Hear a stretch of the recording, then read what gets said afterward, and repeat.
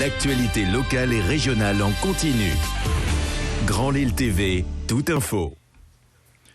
Bonjour à toutes et à tous, bienvenue sur Grand Lille TV, il est 7h30, l'heure de faire un point sur l'actualité du Grand Lille et de la région, avec dans cette édition un projet de tour d'habitation de plus de 50 mètres à Lille qui ne passe pas auprès de certains habitants.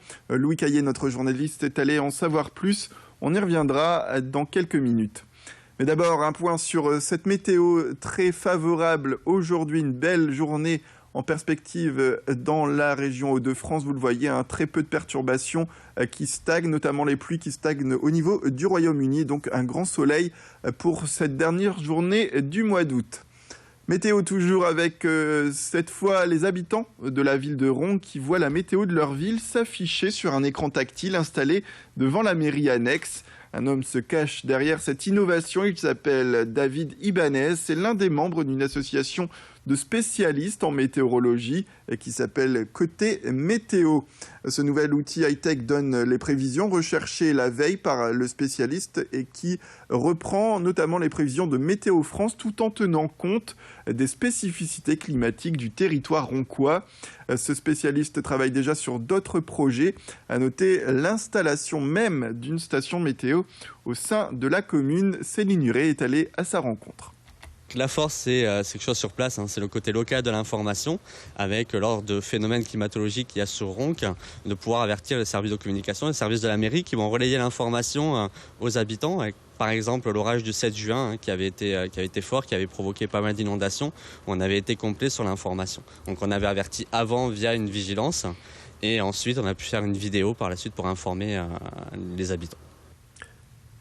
Et c'est sûrement une première en France, un centre commercial solidaire ouvrira bientôt dans une ancienne église à M. La mairie a racheté l'église après sa fermeture il y a 6 ans pour 1 euro symbolique en janvier dernier. Et donc fin décembre, après une année de travaux, ce centre commercial ouvrira ses portes pour accueillir des familles dans le besoin.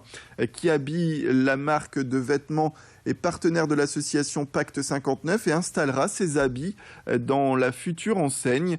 Les produits de première nécessité seront quasiment gratuits dans l'épicerie, pour ainsi dire. Les prix seront les mêmes qu'en grande surface, mais les clients bénéficieront de 80% de réduction lors de leur passage en caisse. Cet affichage permet en réalité de leur donner quelques repères sur le coût réel de ces produits en magasin. L'objectif à plus long terme est de favoriser une insertion sociale et professionnelle.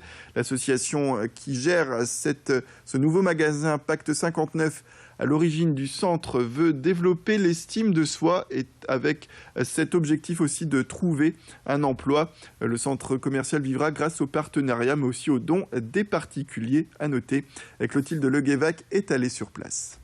Sur M, on avait en effet, comme on l'a dit tout à l'heure, une toute petite épicerie. Et puis on avait ce bâtiment avec, vous voyez, un cœur au milieu et puis des pièces sur le côté. Et l'idée est venue d'aller au-delà d'une épicerie, de faire un petit centre commercial solidaire. C'est-à-dire pour augmenter, pour aller plus loin dans la solidarité, ils mettent aussi ajouter un coiffeur solidaire et ajouter une boutique de vêtements solidaire et y ajouter aussi tout ce qui peut être amélioration de l'habitat, embellir le logement, ainsi de suite. Donc actuellement, on construit des partenariats. Qui habille est partie prenante. Voilà pour ce complexe avec des services et cette vente de produits alimentaires, bien sûr, qui devrait arriver fin décembre. Une tour qui ne passe pas, on en parlait en début de flash, en lieu et place de l'ancien collège Madame de Staël, rue de la Bassée à Lille, au croisement avec le boulevard de la Moselle. Une tour d'immeuble de 56 mètres, soit 17 étages, devrait être construite alors que la hauteur maximale prévue par le plan local d'urbanisme ne devrait pas excéder 21 mètres. Ce dernier aurait été modifié par la métropole européenne de Lille afin d'en augmenter la hauteur, selon les riverains qui s'opposent à ce bâtiment qui cacherait, selon eux, le soleil et défigurer le paysage. Une association s'est donc rapidement créée, l'association des riverains du site Madame de Staël, avec une pétition en ligne depuis le 7 juillet sur le site unepétition.fr qui regroupe près de 200 signatures et 300 signatures récoltées par l'association au porte-à-porte. Sur les façades des habitations, nombreux sont ceux qui ont apposé des affiches qui pointent du doigt ce projet. Louis Caillé a rencontré l'une des opposantes qui s'exprime. Je ne sais pas si vous vous rendez compte, il y a une résidence LMH, quasiment au pied. Elle est à 50 mètres, cette future tour. Ces gens seront dans l'ombre tout le temps. Il n'y a pas que, mais je veux dire que ces gens-là, on ne les entend pas. Ils ont tous signé la pétition. Alors ce qu'on veut, c'est être entendu. Pouvoir comprendre, dialoguer, stopper cette tour, ça c'est vraiment ce qu'on veut. On ne veut pas de la tour, on veut bien, évidemment, on veut que ce soit aménagé. On veut des logements pour que les gens ont besoin d'être logés. Il n'y a aucun problème là-dessus. Mais pas la tour de 56 mètres. Pas le projet Vinci-Codelphi, non. Et la question du jour sur Grand Lille TV à retrouver également dans votre quotidien gratuit Direct Matin Lille. En ce 31 août, la voici cette question.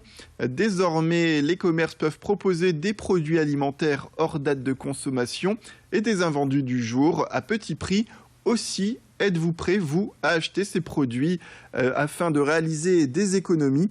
Pour répondre, vous pouvez réagir sur l'application mobile Grand Lille TV. Et également, vous pouvez vous exprimer sur notre page Facebook Grand Lille TV. C'est la fin de cette édition. Merci à toutes et à tous de nous avoir suivis. Tout de suite, on se retrouve pour faire un point sur la météo. Une belle journée en perspective, même si le week-end sera plutôt maussade, dimanche notamment pour cette braderie Lille en fête, cette substitut de braderie. Et puis on en viendra aussi sur l'infotrafic en temps réel.